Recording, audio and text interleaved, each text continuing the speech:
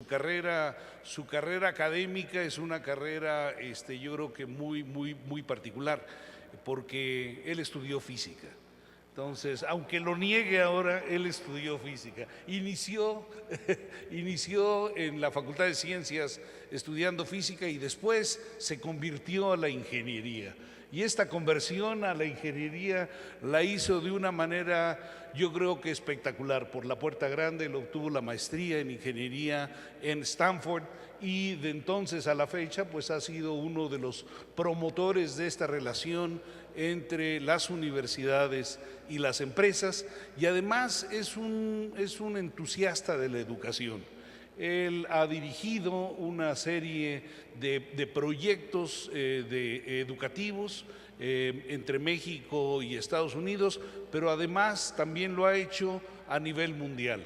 Él es el representante de México en la Comisión de Educación de la IAP. Para aquellos de ustedes que no sepan lo que es la IAP es el equivalente de la ONU de las academias de ciencias del mundo. Tenemos una organización mundial de academias de ciencias en todo el mundo donde México participa, y además México participa de una manera muy preponderante, no solamente porque Guillermo está en esta comisión desde hace varios años, sino porque además la Academia Mexicana de Ciencias está en el comité directivo de la IAP. Entonces, sin más preámbulo, los dejo con una de las voces más autorizadas para hablar de la innovación en nuestro país. Guillermo, por favor, un aplauso para él.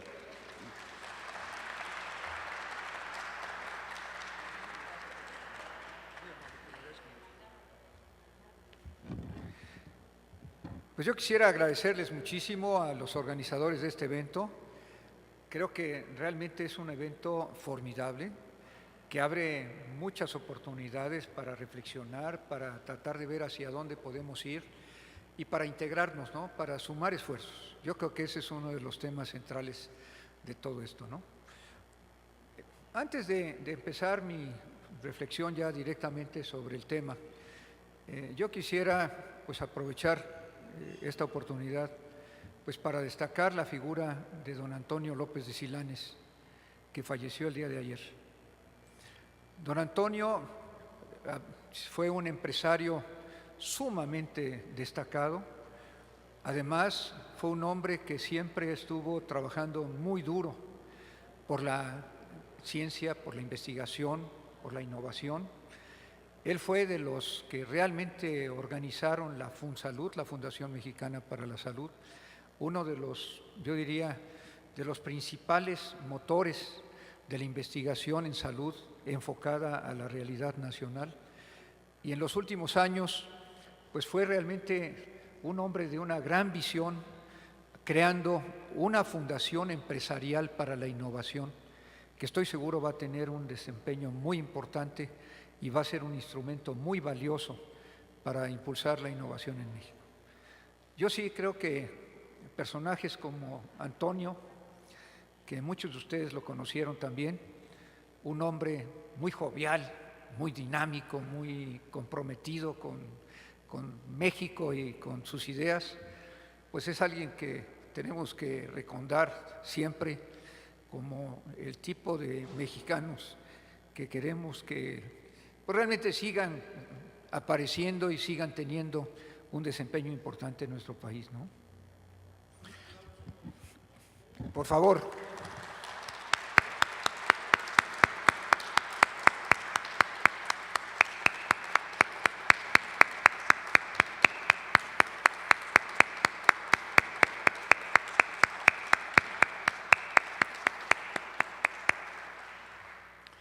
Pues muy bien. Regresando un poco al tema, fíjense que haciendo un poquito de historia, yo quería ser físico. Me encantaba la física. En la prepa me llamaban Max. ¿Y por qué? Porque estando en la prepa yo era de los que me había metido a Max Planck y a Maxwell y claro, no entendía yo ni soca de lo que esos cuates habían hecho. pero cuando menos tenía las palabras para decir qué habían hecho. No lo entendía, pero sí lo decía, ¿no?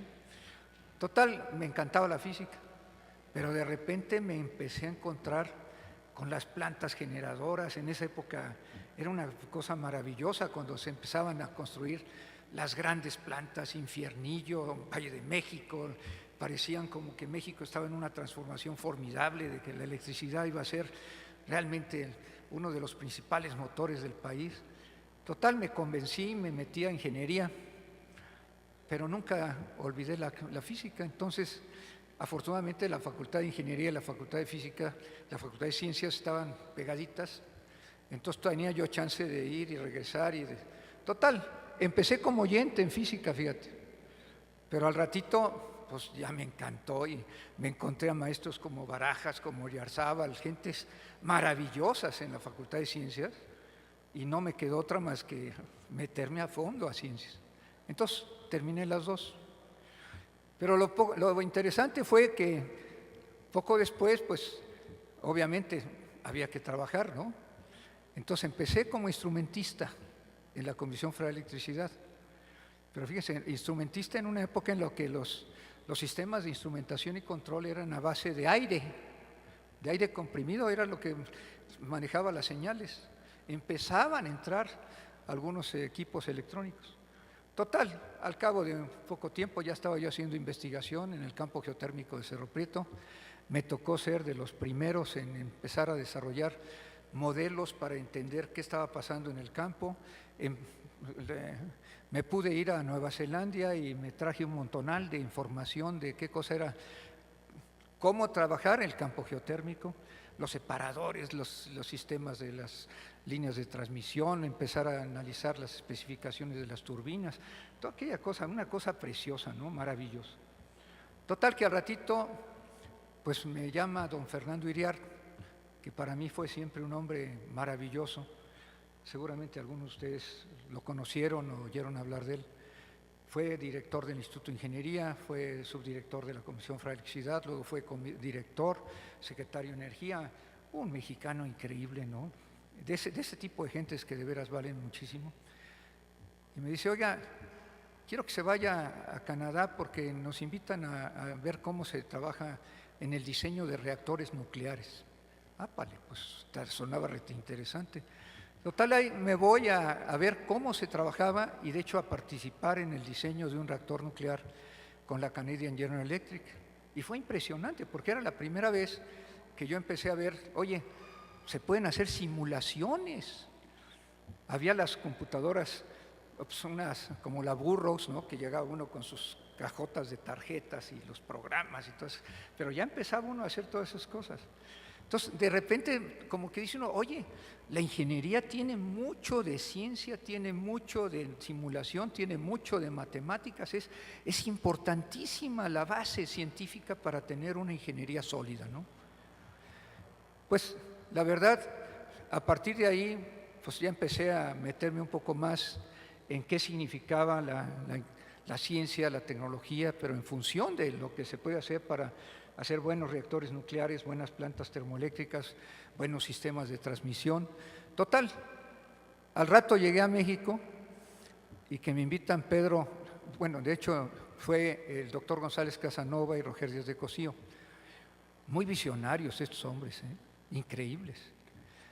Ellos estaban en aquella época, estoy hablando de 1968, haciendo un estudio sobre ciencia, tecnología y desarrollo. Entonces, el ingeniero Iriart les dijo, pues aquí anda este loco que anda haciendo cosas raras. Entonces me invitaron y ahí ya somos dos locos, ¿eh? Ah, bueno. Total que me empecé a meter con ellos a decir, oye, ¿qué significa esto de la ciencia y la tecnología, pero para el desarrollo? Y era muy curioso, en esa época pues empezaba a haber ya un movimiento importante de la UNESCO, había ya un movimiento importante en América Latina, la OEA estaba empezando a trabajar un poco para estimular estudios sobre esto, estaban a crear algunos de los consejos de ciencia y tecnología, y yo me puse a estudiar con ellos qué era lo que realmente era importante en materia de ciencia y tecnología para el desarrollo. y me encontré con que pues tan importante es hacer investigación como importante es usar los resultados de la investigación. Y ahí empecé a tener ya unas preguntas mucho más enfocadas, ¿no? Si se trata de aprovechar los resultados de la investigación, pues ¿cómo le hacemos? ¿Cómo nos enteramos de qué es lo que hay de resultados? ¿Y cómo le hacemos para poder aplicar todos esos resultados, no? Y fue muy interesante porque en esa época había un estudio que acababa de terminar ICSU, que es el International Council of Scientific Unions, así se llamaba, ahora ya tiene otro nombre, pero sigue siendo ICSU. Estaba muy preocupado también por este tema. Hicieron un estudio sobre cómo facilitar la utilización de los resultados de la investigación y traían ahí ya una serie de sugerencias diciendo, oye, los daneses están haciendo cosas muy interesantes, los canadienses están haciendo cosas muy interesantes. Pues entonces, lo obvio, ¿no? Pues había que meterse a ver quiénes eran y qué hacían y por qué lo hacían. Y de hecho fue impresionante porque al empezar a platicar con los daneses, y hablé, el hombre que manejaba el programa en Dinamarca era Kjeld Klinto, un tío sensacional. Inmediatamente me di cuenta de que la clave pues era tener acceso a la información, que es lo que comentábamos el otro día. O sea, en esa época no había internet, obviamente, ¿no? Entonces, ¿cómo tenía uno acceso a la información? Pues a través de los índices. Y entonces, si no sabías manejar el Chemical Abstracts y el Engineering Index, pues estabas frito, o sea, tenías que tener acceso a los índices y tenías que tener toda una base de interacción con gente que pudiera estar muy bien informada para poder tener acceso a esa información. Pero lo que fue muy interesante es encontrar que tanto en Canadá como en Dinamarca, la clave para llevar los resultados de la investigación ya a las aplicaciones en las empresas eran los mecanismos de extensión industrial. Se partía de una premisa que sigue siendo válida.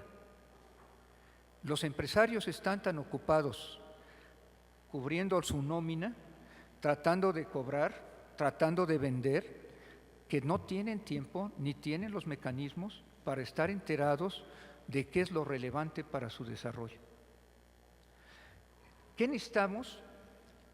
Y eso desde entonces ya estaba muy claro, que haya agentes que tengan esa experiencia de poder tener acceso a las fuentes de información, de saber cómo aplicar la información, que se acerquen a las empresas, que vivan realmente la experiencia de las empresas, pero que al mismo tiempo tengan esa visión de todo lo que se puede hacer para ayudarlas y que las puedan ayudar precisamente a integrar los conocimientos con sus prácticas, con sus mejoras, con sus oportunidades para crecer y mejorar. En esa época no se usaba tanto la palabra innovación, sin embargo, ya empezaba a sonar. De hecho, a mí me tocó dirigir una tesis en la Facultad de Ingeniería sobre la innovación en las pequeñas y medianas empresas en 1972, más o menos. Y muchos de los muchachos que trabajaron conmigo en la tesis después empezaron a trabajar conmigo en muchas otras cosas. Pero la parte interesante es que los mecanismos para ayudar a que la investigación tuviera impacto en el desarrollo no estaban todavía muy claros. Y creo que desgraciadamente todavía siguen sin estar muy claros. Pero el punto clave fue que sí me dieron la oportunidad de trabajar a fondo en esto. Entonces empezamos a diseñar un sistema para facilitar todo esto y para tener la capacidad de montarlo. Y resulta que cuando ya tenía yo todo esto armado, se crea el CONACYT en 1970. Y por una serie de razones un poquito circunstanciales, Eugenio Méndez, que era el primer director del CONACYT, me recibe, me escucha, se interesa y arráncate, ponte a hacerlo. Y lo hicimos. No sé si ustedes se acuerdan, pero más o menos como para febrero de 1971 arrancamos dentro de CONACYT Infotec como un servicio de información técnica para la pequeña y mediana empresa, que durante más de 15 años tuvo un desempeño muy exitoso, hasta que hubo un cambio de criterios y se dijo que las empresas se rasquen con sus propias uñas y ya no va a haber apoyo del gobierno para respaldar todos esos procesos de las empresas, y cambió de giro.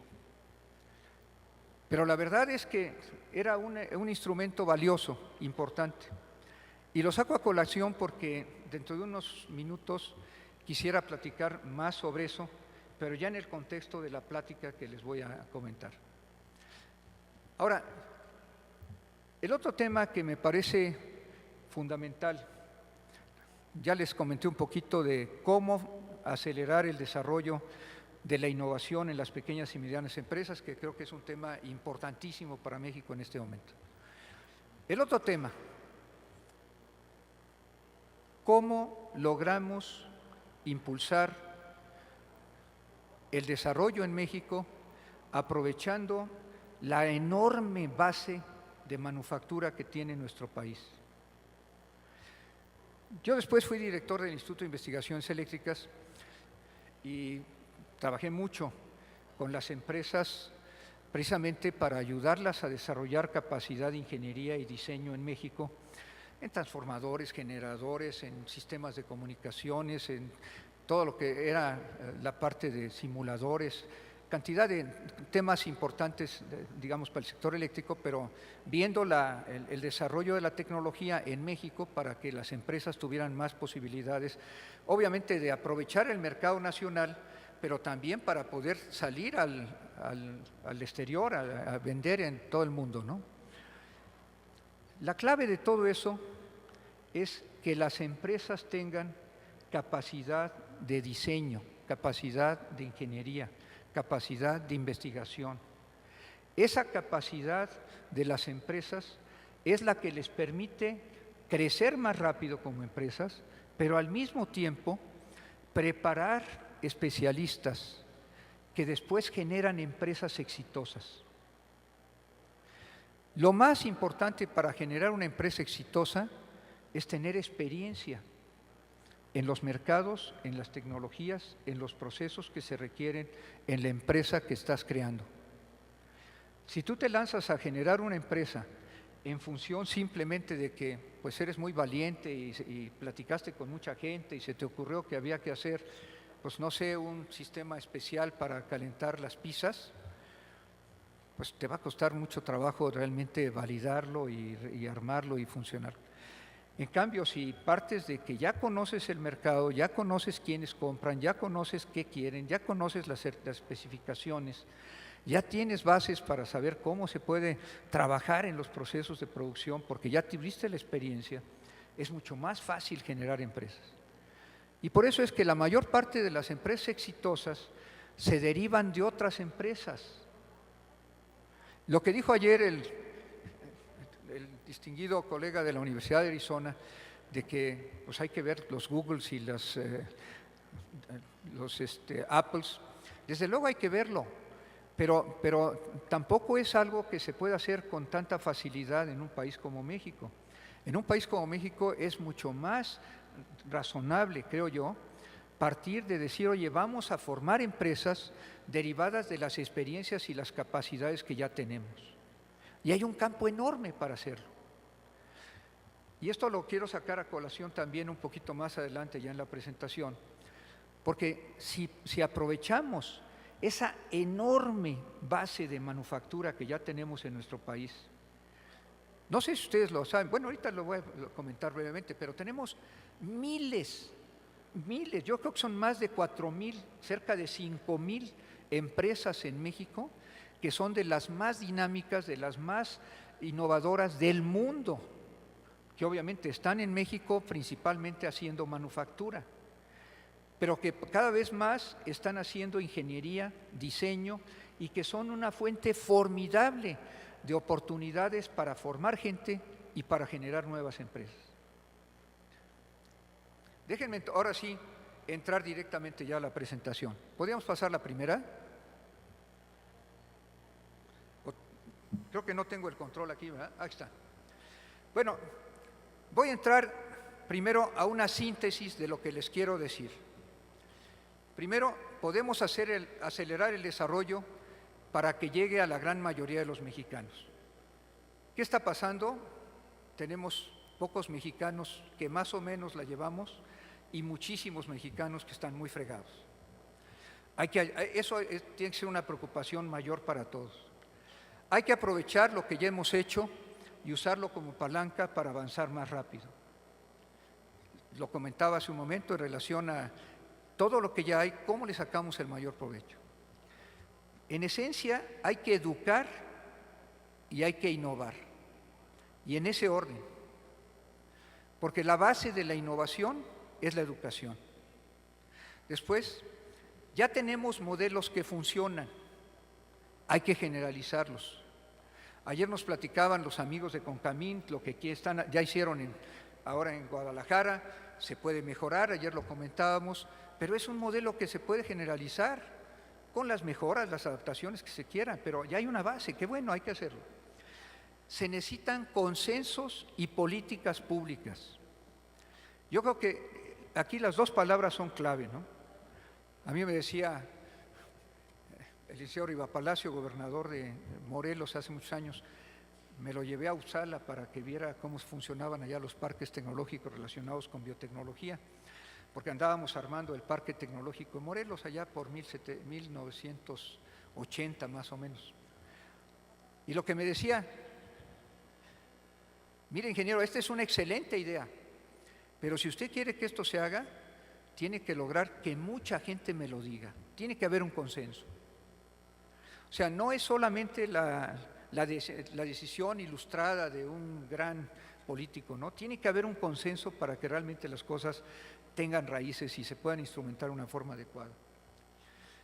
La otra cosa, los modelos también deben evolucionar aprovechando experiencias de todo el mundo. O sea, en todo el mundo hay una efervescencia enorme alrededor de estos temas. Hay mucha creatividad, hay mucha innovación, hay muchas cosas muy bonitas que están ocurriendo en todo el mundo, tenemos que aprovecharlas. Y en particular, Estados Unidos sigue siendo el motor de la innovación en el mundo. Inclusive en manufactura, es impresionante, es el país con más manufactura del mundo. Aun cuando uno pudiera decir, no, China, no, pónganse a ver las estadísticas. Estados Unidos es un país que tiene una base de manufactura muy importante, obviamente una base de diseño, una base de capacidad de generar empresas innovadoras impresionante. Estados Unidos tiene muchísimo que ofrecer, tenemos que entenderlo y tenemos que aprovecharlo. La siguiente, por favor. Los mensajes clave. Nuevamente, el gran reto de México es lograr que el avance formidable que tienen muchos sectores y las oportunidades que hay a lo largo del país tengan un mayor impacto en el bienestar de toda la población. Para mí ese sería el punto central. Y esto depende de estrategias integrales que den especial atención a la capacidad educativa, tecnológica y empresarial, que faciliten el efecto multiplicador de los sectores avanzados en otros sectores y el aprovechamiento eficaz de las excelentes oportunidades que tenemos. Y por último, la colaboración con Estados Unidos es cada vez más un apoyo para estas estrategias y puede tener un impacto mucho mayor con grandes beneficios para los dos países.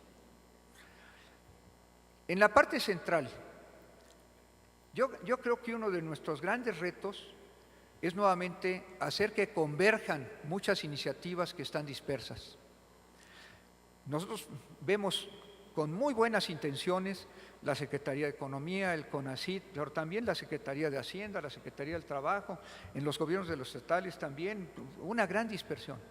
Necesitamos buscar que todo esto empiece a encontrar cauces de cooperación, de coordinación, para sumar los esfuerzos y realmente sacar provecho de todas las cosas buenas que ya podemos hacer con los recursos que tenemos, con las experiencias que tenemos. La siguiente, por favor. Déjenme entrar al panorama optimista. Noticias recientes. Ya avanzamos para ser la 9ª economía del mundo. Hasta hace poco andábamos en la 14. El año pasado ya éramos el 10. Y ahorita estamos avanzando para ser la 9ª economía del mundo. Me imagino así estamos, pero chonchos, fuertes, capaces, ¿no? ¿De veras? ¿De veras? Pues en la práctica, en lo que se refiere a economía, a producción, a capacidad de exportación, sí. Pero ya vimos el otro lado de la moneda, ¿no? Fabricamos uno de cada 8 automóviles vendidos en Estados Unidos. Bueno, somos el 7º mayor exportador global. Somos el 6º exportador de herramientas, aparatos de medicina, cirugía, odontología y veterinaria. Las exportaciones en la industria aeroespacial mexicana aumentaron un 140% en los últimos 5 años. Andamos como en $6,500 millones. Vamos fácilmente, vamos a llegar en muy pocos años a 13, 15 mil millones de dólares. Somos el 6º exportador de productos aeroespaciales a la Unión Europea, el 9º a los Estados Unidos, el 2º mayor exportador de televisiones del mundo, pero también somos el primer productor mundial de papaya, de calabaza, de frambuesa, de zarzamora, de mora, de sandía, de melón. Y cuando habla uno con los productores de Michoacán, por ejemplo, o de Sinaloa, pues se tiene uno que de veras agarrar fuerte porque van con todo y van echando, pero ahora sí, toda la carne al asador, ¿no? Por otro lado, el tercer productor mundial de plata, 16% de la producción mundial de oro también. Tenemos 2 empresas mexicanas que lideran la lista de las principales firmas de tecnologías de información latinoamericanas. O sea, somos un país muy fuerte, con mucha capacidad, muy sólido. Entonces, ¿por qué estamos tan fregados? ¿No? La siguiente, por favor.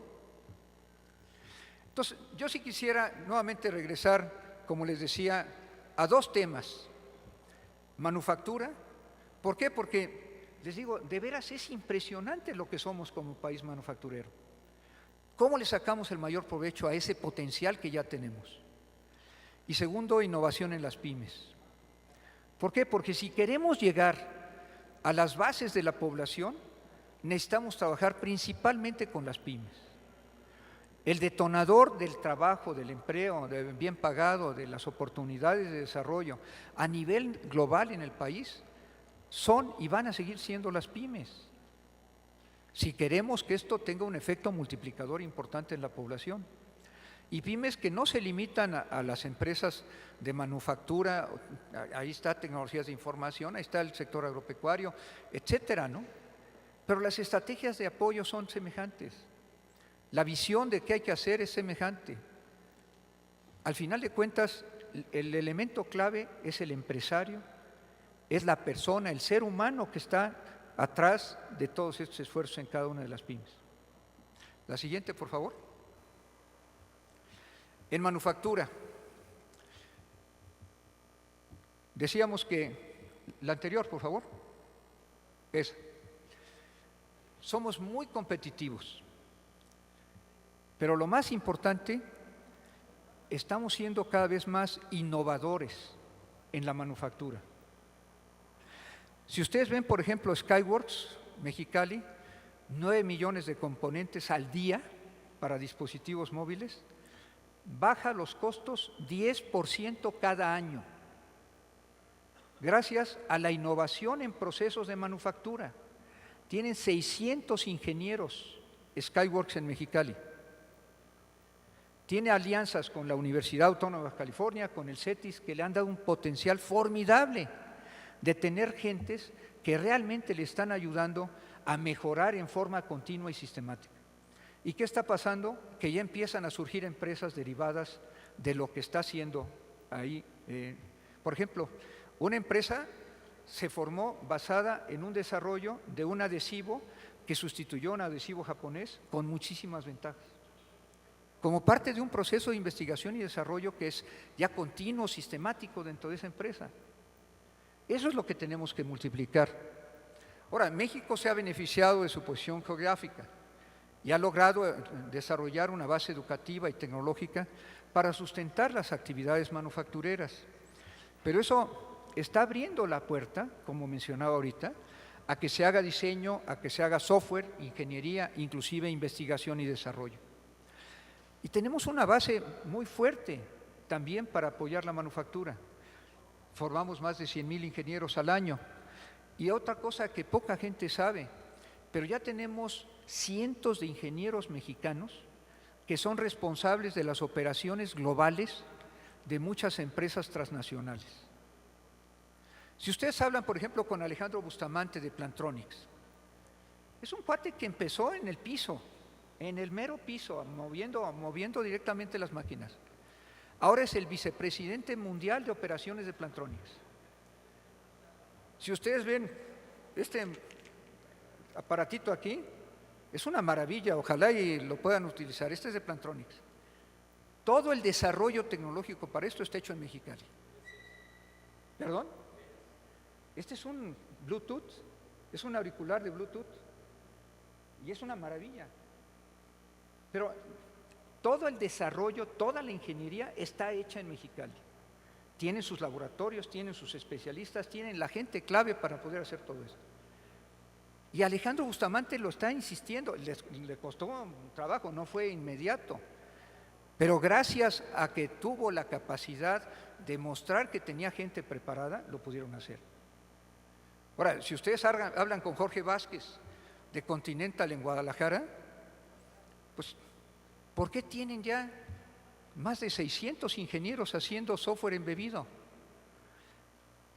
Yo me acuerdo hace 15 años que empezamos a trabajar con ellos, a armar las estrategias para formar ingenieros para software embebido, ahí con el apoyo del Cinvestav de Guadalajara y del ITESO, pues tenían 15, y Alejandro Sauter, que es el director, le costaba un trabajo enorme convencer allá arriba de que se podían formar ingenieros en México. Pues claro que se pueden formar, para hacer lo más avanzado de lo que se puede necesitar. Entonces, eso es lo que creo que tenemos que ver, que sí estamos cerca de todo un proceso para estimular, para impulsar todas esas funciones de ingeniería, de desarrollo de software avanzado, de investigación y desarrollo, en todos estos miles de empresas avanzadas que tenemos en México y que puede ser un detonador formidable de una capacidad de investigación industrial de un enorme impacto para nuestro país. La siguiente, por favor. Y esto es algo que muchos países ya hicieron. Si ustedes analizan Singapur, ya hay un libro formidable de Bob Miller de Stanford que se llama Making IT, en donde lo que hace es precisamente estudiar cómo se desarrolló toda la infraestructura de empresas de alta tecnología en Asia.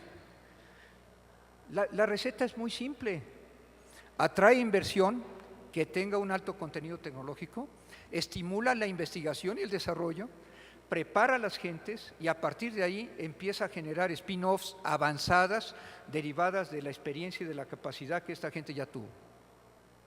Y eso lo hizo Taiwán y desde luego lo está haciendo China. Pero ¿qué se necesita? Una estrategia bien integrada que tenga estímulos sólidos para todo esto. Yo a veces me topo con mis amigos en la Secretaría de Economía cuando hablamos de esto, que me dicen, no, esos cuates ya están muy avanzados, están llegando de todas maneras, esos cuates ya tienen aquí todo lo que necesitan. Claro que están aquí porque están sacando provecho de que están aquí, pero pueden hacer más. Y no solo pueden hacer más en beneficio de México. El otro día estábamos con Marcos Pérez, el director de ingeniería de Ford, en Detroit, platicando con la Universidad de Detroit sobre un programa de ingeniería automotriz avanzada. Y le preguntaban los amigos de allá de Detroit, ¿por qué estás haciendo diseño de automóviles en México? Y Marcos ya tiene más de 1,000 gentes haciendo diseño de automóviles en México, aquí de la Ford. Les dijo muy simple. En los últimos 3 años le ha ahorrado $100 millones a Ford, haciendo ingeniería en México. De eso es lo que se trata.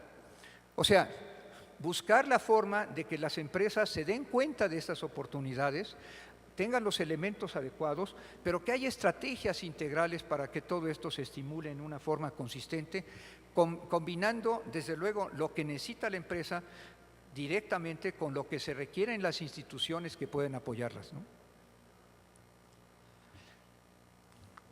Entonces, yo siento que sí nos están haciendo falta políticas públicas y estrategias integrales para acelerar estos procesos. Y quizás esto es algo que valdría la pena que se tomara en cuenta en este foro, aquí con los amigos senadores y los amigos diputados. La siguiente, por favor.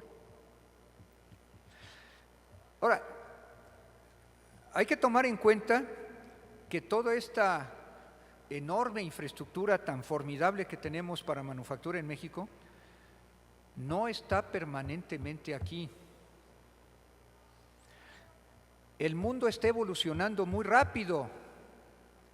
Si no los arraigamos, y arraigarlos es precisamente hacer que tengan más raíces en ingeniería, en diseño. ¿Qué está pasando a nivel mundial? Lo que también se dijo ayer, todo lo que llamamos la innovación abierta, la Open Innovation, eso de que las empresas pequeñas desarrollan tecnología y las grandes las compran y adquieren así la tecnología, eso está generalizándose en todo el mundo. Cada vez es más fácil para un país tener la infraestructura necesaria para poder atraer estas inversiones y hacerlas competitivas. O sea, estamos en un mundo muy dinámico, en donde las ventajas competitivas cambian porque se están desarrollando nuevas condiciones que hacen que muchos otros países puedan ser más competitivos.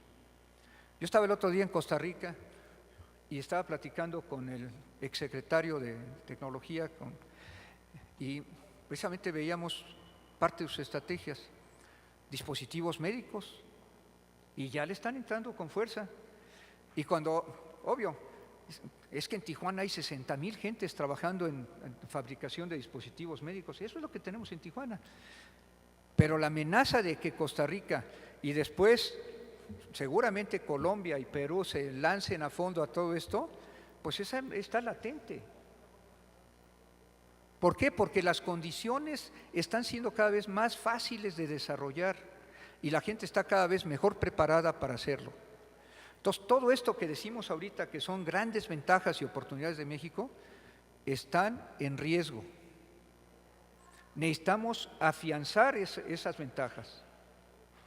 Y ahí es donde necesitamos que también, obviamente, el foro, el Senado, nos ayuden a darle sentido a una visión de mediano plazo que precisamente nos permita crear condiciones para que se arraigue toda esta capacidad con más investigación y con más desarrollo.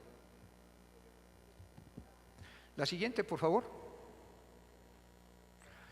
Bueno, en todo esto, ¿qué papel juega la colaboración con los Estados Unidos?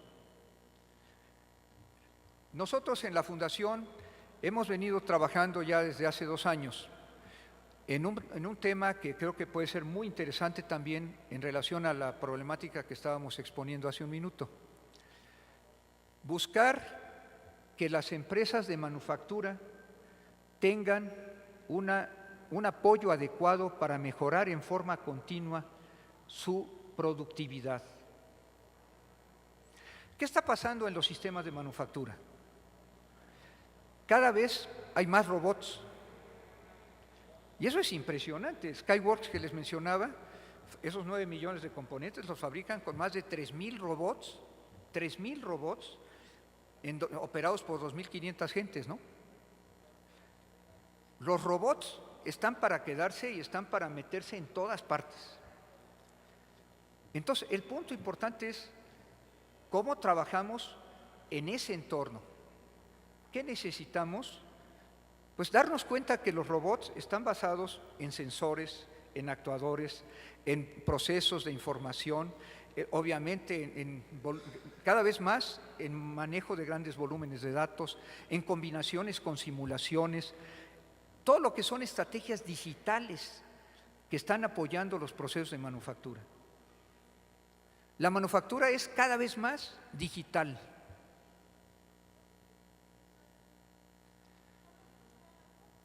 Uno piensa en manufactura y piensa en el tornillo y en el desarmador.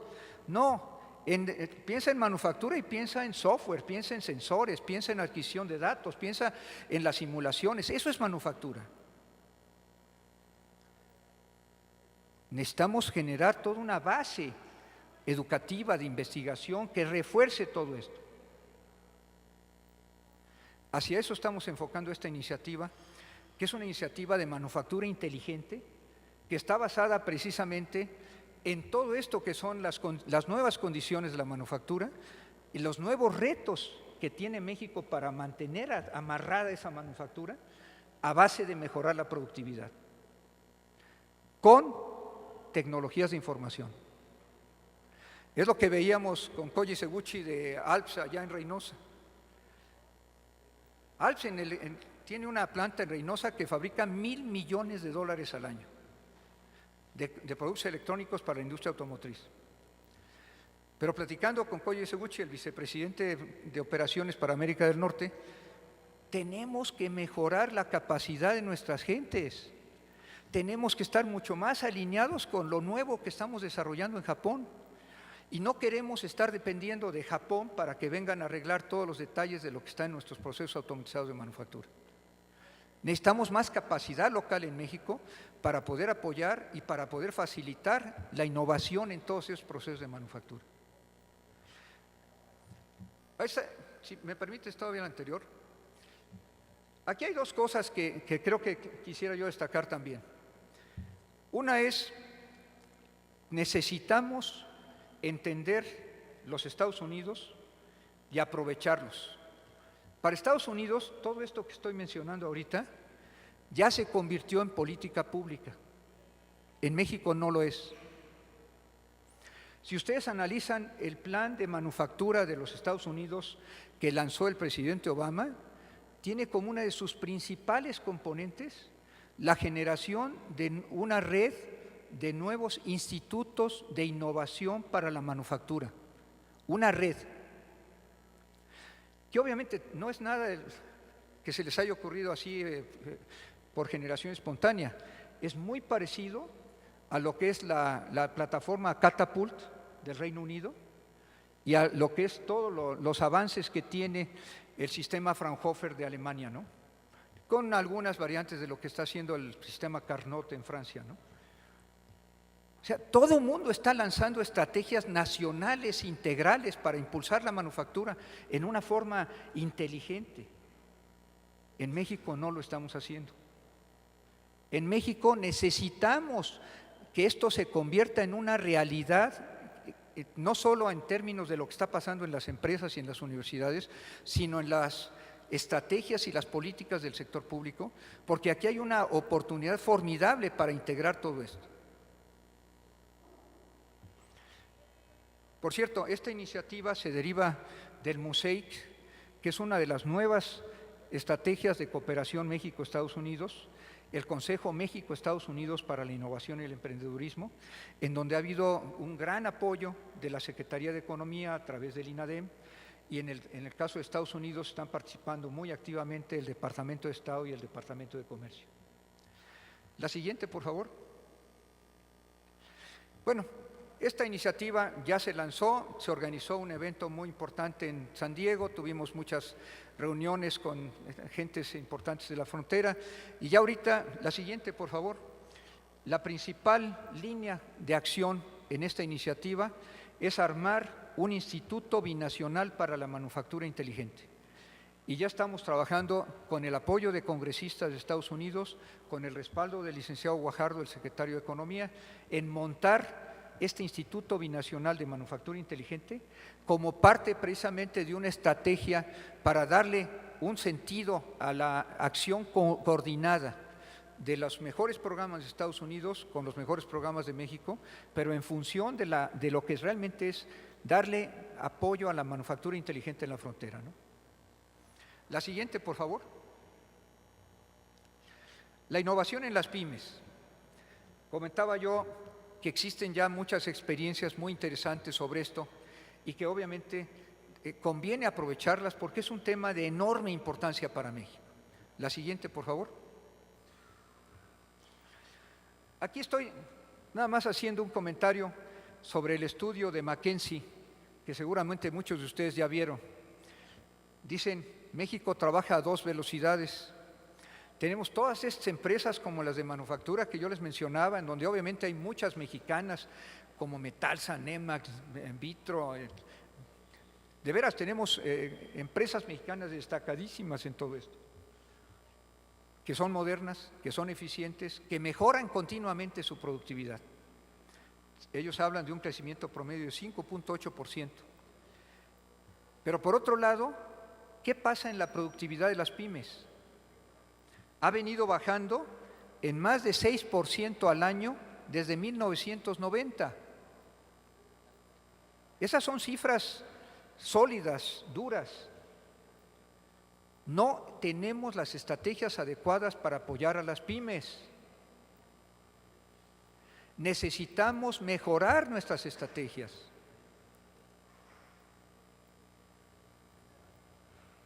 Para mí esto es una demostración clarísima de que no estamos bien. Y obvio, ojalá y mis amigos de la Secretaría de Economía no me lo tomen a mal, porque están haciendo un gran esfuerzo, pero están usando un modelo que se puede mejorar. Y yo creo que ahí es donde hay que trabajar. ¿Cómo mejorar los modelos?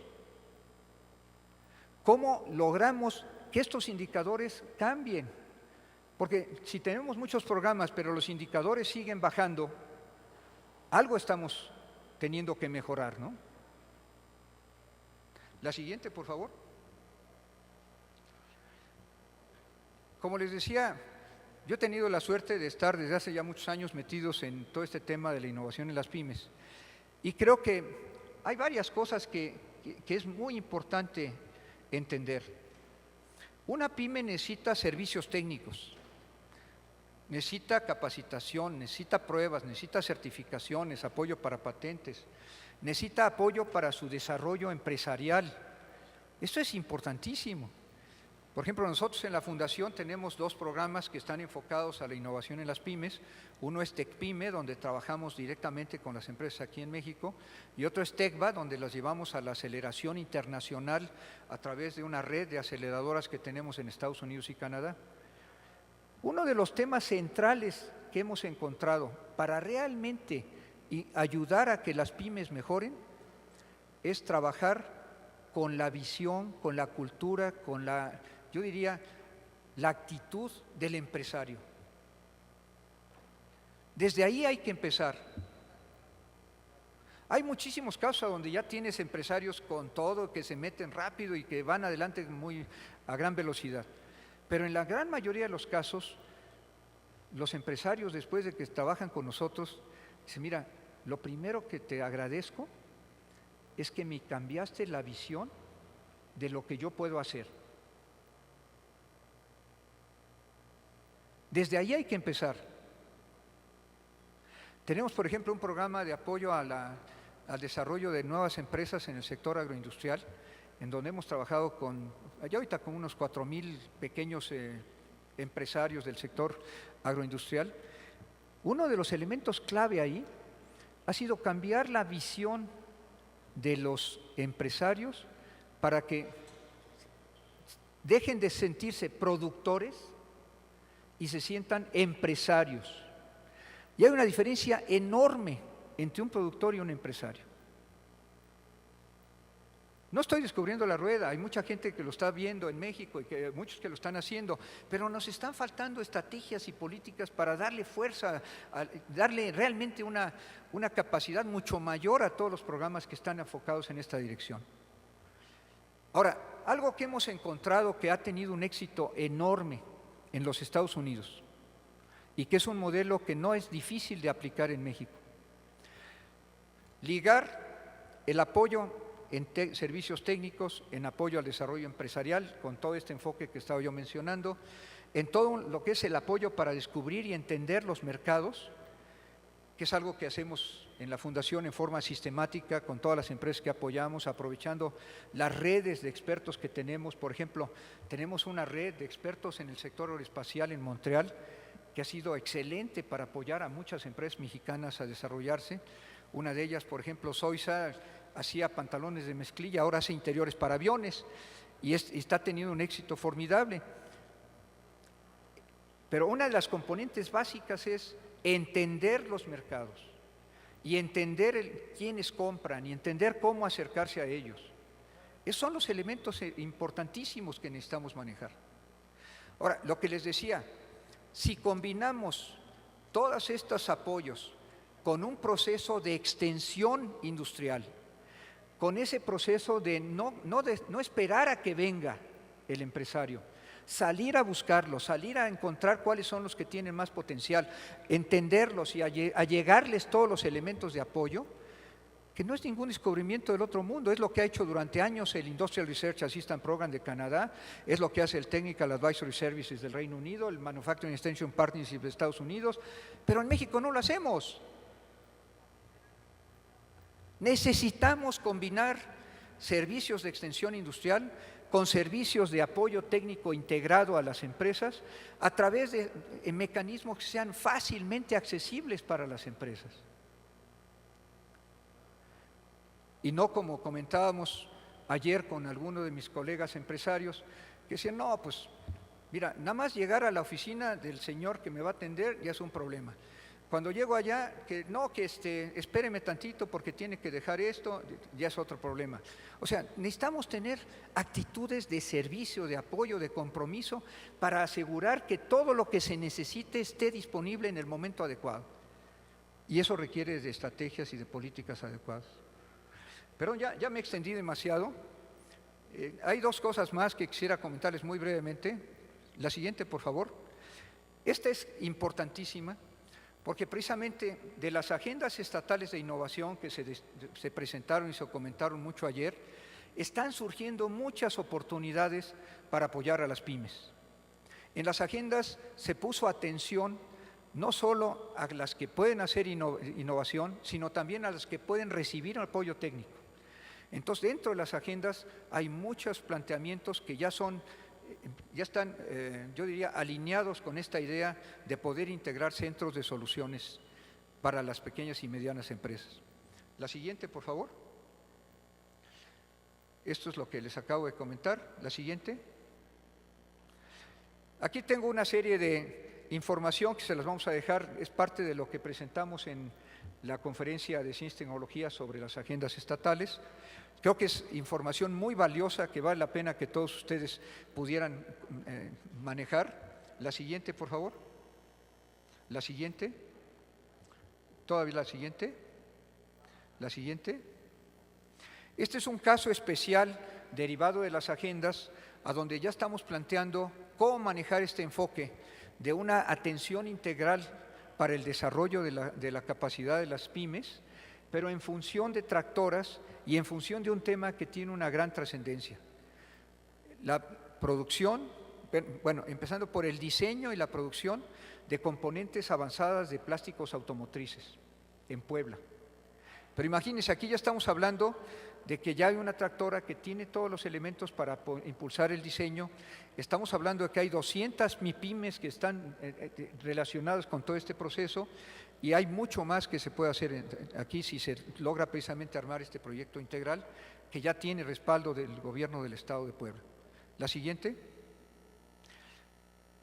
Este es un tema que interesó a algunos ayer y no quisiera dejar de mencionarlo. En Estados Unidos, la NSF ha armado un programa de mucho impacto para facilitar la generación de empresas derivadas de los grupos de investigación. Es el programa eCorps, Innovation Corps. Con el apoyo del CONACYT, de la Secretaría de Economía y del Departamento de Estado de Estados Unidos, ya se montó un proyecto piloto que estamos manejando nosotros en la Fundación, con mucho respaldo de la National Science Foundation. Aquí yo creo que hay algo fundamental en términos de la cooperación con los Estados Unidos. Derivado de los acuerdos que tuvo el presidente Peña con el presidente Obama, ya se ha generado toda una nueva visión, una nueva cultura de cooperación y afortunadamente creo que las autoridades mexicanas, en particular el CONACYT, lo han sabido aprovechar muy bien. El CONACYT ahorita ya trae un esquema de cooperación con la National Science Foundation mucho más avanzado del que se tenía apenas hace unos años y se están apoyando iniciativas como esta que son de veras revolucionadoras. Este es el primer caso en donde Estados Unidos apoya a otro país a montar un programa de este tipo.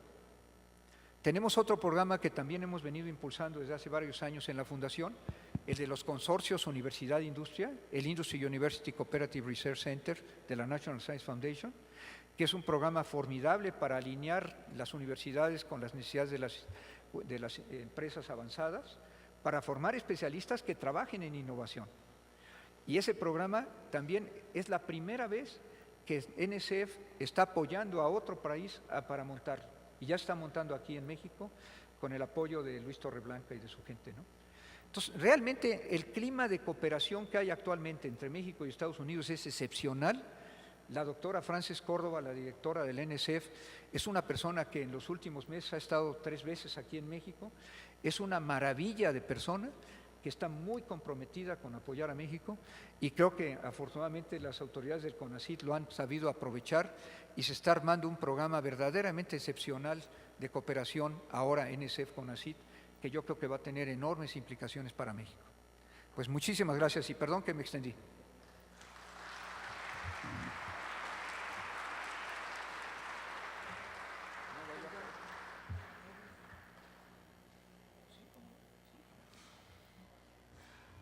Abrimos el espacio a 1 o 2 preguntas de parte de los asistentes.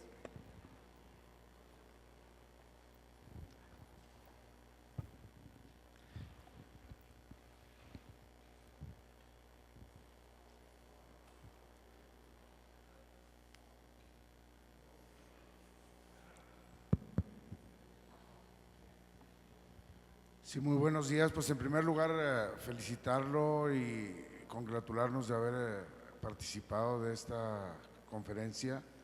Creo que abre horizontes y visiones que son muy importantes a considerar por quienes trabajamos en el sector de ciencia y tecnología.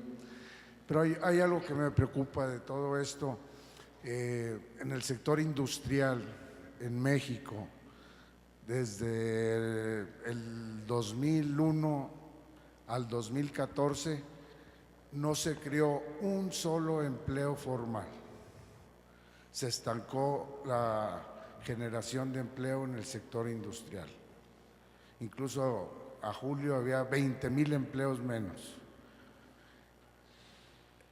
Tiene que ver con los 2 ciclos de crisis que ocurrieron en esos 13 años, pero también tiene mucho que ver con la automatización. Y gran parte de las solicitudes que nos llegan a nosotros de innovación van precisamente fortaleciendo esta línea. Y creo que es algo que ya es una tendencia consolidada. Y como bien lo mencionas, pues va a seguir la manufactura digital, todo esto que hablábamos de la Internet de las cosas y que tiende a ir desplazando la mano de obra que tradicionalmente ocupaba la industria.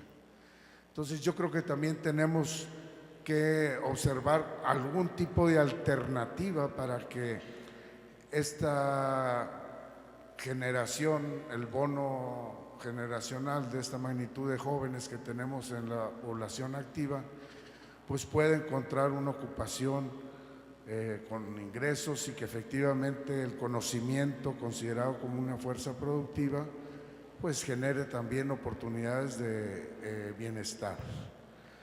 ¿Cómo poder asociar y hacer compatible la innovación y el bienestar precisamente en el sector industrial a raíz de esta situación crítica del estancamiento crónico de la ocupación? Mira, yo pienso que la automatización llegó para quedarse y para crecer. O sea, el que una empresa mejore productividad y pueda hacer más con menos, incluyendo menos gente, eso es permanente. Yo creo que la estrategia tiene que ser preparar mejor a la gente para que entre a las funciones que ahora son más importantes, y seguimos teniendo un déficit de ingenieros, tenemos siguiendo un déficit de especialistas, tenemos teniendo un déficit de técnicos especializados en temas ya que ahorita son críticos para las empresas. Yo creo que necesitamos reforzar nuestra estrategia educativa.